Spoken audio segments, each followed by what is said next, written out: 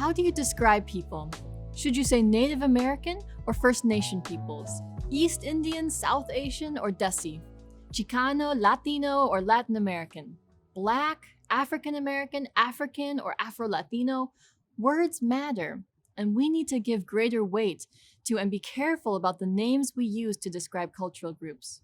Research shows that receiving a name is a form of social tagging, as every name comes with associated expectations regarding characteristics, behaviors, and even a stereotypical look within a culture.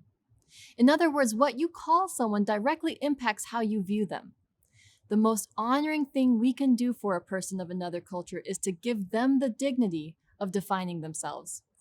For example, many first-generation immigrants in the United States identify with their country of origin. They refer to themselves simply as El Salvadorian, Burmese, Colombian, Dominican, or Chinese. Second and third generation immigrants and beyond, on the other hand, often begin to claim more racialized American categories like Latino, Asian American, or Black.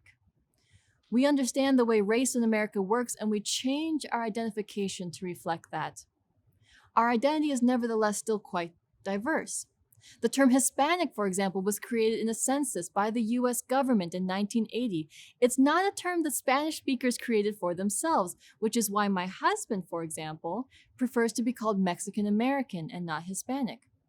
The same is true for the term Black. An Afro-Colombian may prefer to never be called Black, while a quarter of all Latinos in the United States self-identify as Afro-Latino, Afro-Caribbean, or of African descent with roots in Latin America.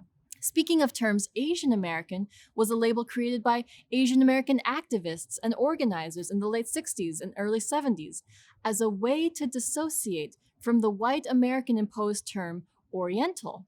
And many today embrace Asian American as a positive and empowering form of identification. But never forget that the Asian American population in the United States is estimated to be between 20 and 22 million. We represent 48 different countries in Asia, as well as an Asian diaspora around the world, speaking hundreds of languages collectively. We are distinct and diverse. No matter who you are trying to connect with, always be as local and specific as you can. Remember, what is true for one person may not be true for another.